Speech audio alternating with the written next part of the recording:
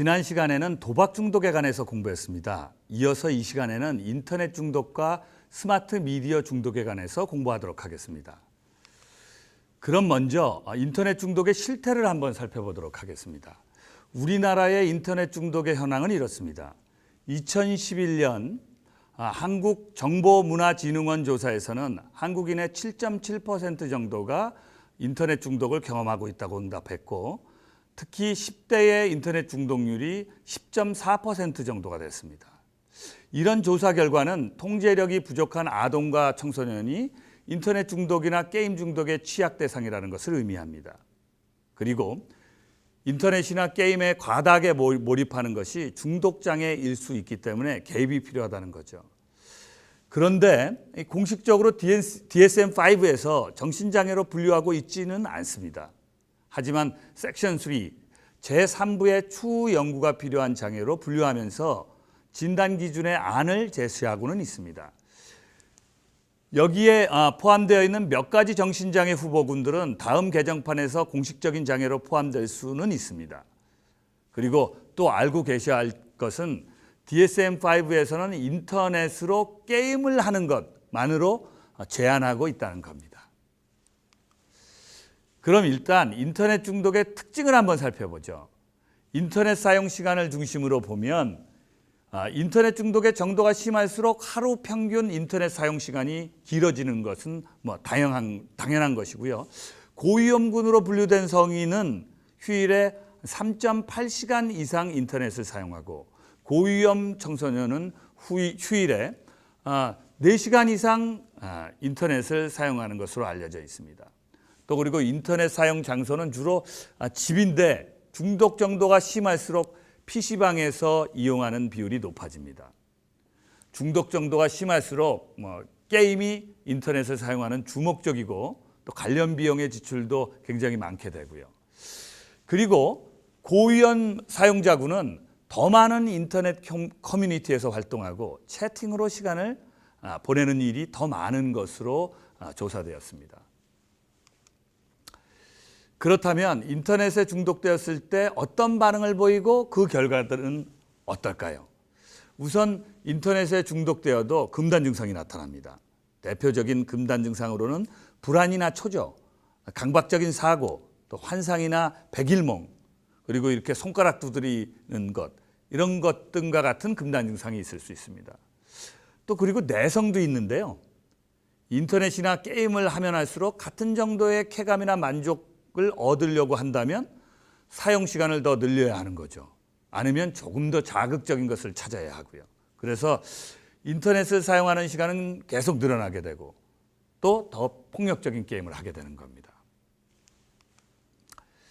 한편 인터넷 중독으로 생길 수 있는 일상생활의 문제들로는 이런 것들이 있습니다. 일단 가정이나 학교 아니면 직장에서 심각한 문제가 발생할 수 있는데요. 공부나 일을 제대로 할 수 없기 때문에 그런 문제가 생기는 거죠. 그리고 다른 일을 미루거나 포기하게 되는 경우도 많은데요. 자는 것조차 미뤄서 이 수면 시간이 현저하게 줄어듭니다. 또한 이 감정 조절이 잘 안 돼서 갑자기 분노를 표출할 수 있고, 또 청소년의 경우에는 부모에게 반항할 가능성도 있습니다. 그러면서 이 중요한 약속을 어기거나 공부나 직장 일에 소홀하게 되고요. 또한 수면 주기가 바뀌어서 출근이나 등교가 어려워지니까 업무 능률이 현저히 떨어져서 직장을 잃게 되거나, 아니면 학생은 학업 성적이 저하돼서 자퇴를 하게 되는 일도 발생할 수 있는 겁니다. 그리고 다른 사람들을 또 만나려 하지 않기 때문에 또 사회생활은 위축될 수밖에 없고, 또 취미 활동도 무관심해지게 됩니다. 그리고 여러 가지 이유로 또 청소년의 경우에는 이 부모와 불화가 생길 수밖에 없고, 그런 이유로 가출을 하게 되는 수도 있죠. 성인의 경우에는 배우자와 갈등이 생겨서 별거나 이혼으로 이어지기도 하는 그런 또 심각한 사회 문제가 되기도 하고요.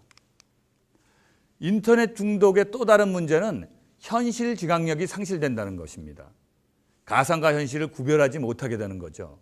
특히 시간 지납력이 약화됩니다. 시간 지납력이 약화된다는 것은 시간 가는 줄 잘 모르게 된다는 거죠. 인터넷 중독자는 현실과 가상세계를 또 혼동해서 실생활에서 이 범죄를 저지르는 일도 생깁니다. 아마 여러분들은 실제 그런 사건들을 뉴스를 통해서 이미 접하셨을 것이라고 봅니다. 또 인터넷 중독자들은 정신질환 증상을 보이기도 하는데요. 흔하게 보이는 것이 강박장애나 불안장애 증상입니다. 또 품행장애나 반사회적 성격장애 증상을 보이기도 하고요. 현실 지각이 없어졌기 때문일 수도 있지만 사실 폭력적 게임의 영향일 수도 있습니다. 또한 인터넷에서 만나서 범죄를 모의하는 일도 실제 있고요. 또한 ADHD, 그다음에 우울증, 사회공포증, 강박장애, 충동통제장애 등과 같은 이 정신과적 증상이 인터넷에 중독되어서 발달되기도 하고요. 특히 이제 참고로 말씀드리면 롤플레잉 게임을 즐기는 사람이 1인 슈팅 게임을 하는 사람보다 겉으로 드러난 행동적인 문제는 적지만 우울이나 불안 같은 문제를 더 보이는 것으로 연구되었습니다. 그리고 인터넷에 중독되면 신체질환 증상도 유발됩니다.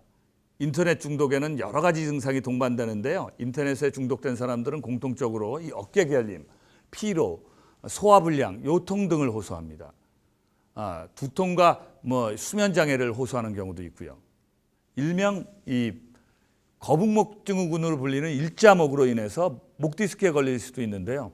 저도 이 컴퓨터를 많이 할 수밖에 없는 직업을 가졌기 때문에 얼마 전 제가 2달 동안 그런 증상 비슷한 것으로 고생하기도 했습니다. 굉장히 고통스럽더라고요. 그리고 계속 한 자세로 앉아 있다 보니까 이 관절에 문제가 생길 수도 있는데 특히 마우스를 오래 사용하다 보니까 손목 터널 증후군을 겪을 수도 있습니다. 그리고 또 먹지 않고 계속 게임만 하다 보면 영양결핍으로 인한 장애도 얻을 수 있고요. 그러면 스마트 미디어 중독은 또 어떨까요? 스마트 미디어 중독은 인터넷 중독과 중복되는 부분이 많은데요. 여기서는 스마트 미디어 중독만의 특징에 더 초점을 맞춰서 설명하도록 하겠습니다. 이 우리나라처럼 IT 기술의 혜택을 더 빨리 그리고 더 많이 보는 나라도 많지 않을 겁니다. 그래서 2015년 이 스마트폰 보급률이 83%로 세계 4위에 있습니다. 아랍에미레이트, 싱가포르, 사우디 정도가 우리나라보다 조금 더 높은 수준이고요. 지금은 더 많이 보급률이 높아졌겠죠. 한편 한 조사의 발표를 보면 이 40대 이상의 중년층에서 스마트 미디어 중독이 증가하고 있다고 합니다. 특히 2011년 한국정보화진흥원 조사에서는 인터넷 중독 비율보다 스마트폰 중독 비율이 더 높게 나타나기도 했고요. PC보다 이 휴대성과 접근성이 좋기 때문에 중독될 가능성이 더 클 수밖에 없겠죠. 게다가 스마트폰 게임 광고에서는 하루 종일 게임할 수 있다고 부추기기도 합니다. 일전에 미국의 한 액션 배우가 광고에 나와서 지휘관이 되어서 전쟁 게임을 하는데 잠잘 때만 빼고 언제나 할 수 있다고 강조한 적이 있죠. 이 광고의 멘트 시작이 머리를 자르며 병사를 훈련하고인데 게임을 즐기는 대학생들은 수업을 들으며 병사를 훈련하고로 생각할 수도 있게 되는 거죠. 실제로 그렇게 하는 학생들도 있을 거고요. 자, 그럼 스마트 미디어에 중독되었을 때 어떤 반응이 나타나고 어떻게 영향을 받는지도 살펴보겠습니다. 먼저 스마트 미디어 중독의 증상입니다. 스마트 미디어 경우에도 사용하다 보면 더 많은 시간 동안 사용해야 만족감을 느끼게 되는 내성이 생깁니다. 그리고 스마트 미디어 기기가 옆에 없으면 불안하고 초조함이 느껴지는 금단 증상도 있고요. 그렇기 때문에 사용 시간과 사용 양이 증가할 수밖에 없게 되죠. 늦게까지 잠을 자지 않고 손에서 이 스마트 미디어를 한시도 떼어놓지 않게 되는 겁니다. 그 정도 수준이면 중독되었다고 봐야 되는 거고요. 중독된 이후에도 강박 행동을 보입니다. 예를 들어서 데이터가 부족하지 않도록 이 와이파이 지역을 항상 찾아다니는 행동이나 충전을 시켜놓거나 보조 배터리를 꼭 챙기는 행동을 보일 수 있습니다. 그리고 중독의 가장 중요한 조건으로서 이 문제가 있다고 생각하면서도 계속 스마트 미디어를 사용하게 되는 그 중독의 조건에 또 부합되게 되고요.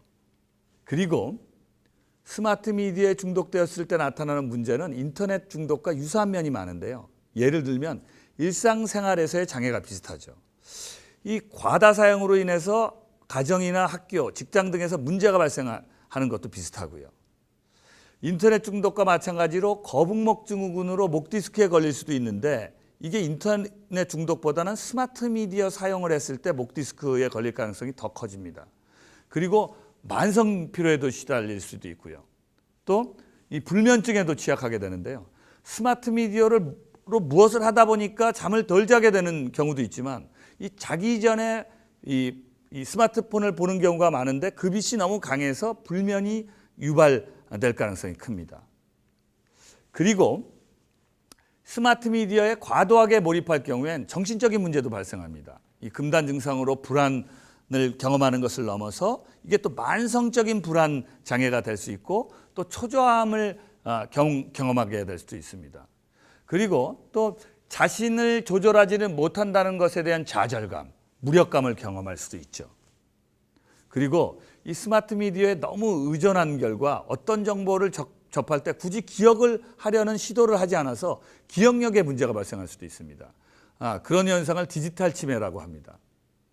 게다가 사회성에도 문제가 생길 수 있는데요. 여러분들도 이 디지털 격리 현상이라고 아마 들어보셨을 겁니다. 친구끼리, 연인끼리 혹은 가족끼리 같이 앉아서 따로 스마트 미디어 기기를 보고 있는 모습을 보셨을 수 있을 거예요. 요즘 뭐 식당이나 카페에 가면 그런 모습 많이 볼 수 있죠. 그런 식으로 살다 보면 이 대인관계 기술이 저하될 수밖에 없습니다. 예를 들어서 이모티콘을 손가락으로 눌러대는 것에 익숙해져서 이 타인에게 감정 표현을 하고자 할 때 무표정한 이 표정을 지을 수 있어요. 그래서 이 적절한 얼굴 표정을 지을 수 없다는 것은 이건 정서지능이라든지 하여튼 이 대인관계 기술이 확실하게 떨어진 겁니다. 또 이 사람은 타인의 기분을 미묘한 얼굴 표정이나 이 몸짓으로 간파하게 되는데 어려서부터 스마트 미디어를 통해서 소통하다 보면 조금 전 말씀드린 것처럼 정서지능 발달이 힘들어질 수밖에 없다는 거죠. 그리고 이 스마트 미디어는 다른 중독의 매개 역할을 할 수도 있다는 것이 또 문제입니다. 예를 들어서 스마트 미디어를 사용해서 성적 욕구를 충족하고자 하는 사람도 있을 수 있고 또 스마트 미디어로 도박을 쉽게 할 수도 있습니다.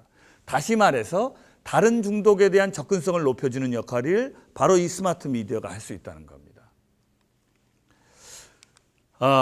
지금까지 인터넷 중독과 이 스마트 미디어 중독에 관해서 공부하셨습니다. 그런데 요즘 새로운 문제로 이 부각된 것이고 또 빠르게 변하고 있는 영역이니까 따로 계속 공부하시길 바랍니다. 수고하셨습니다.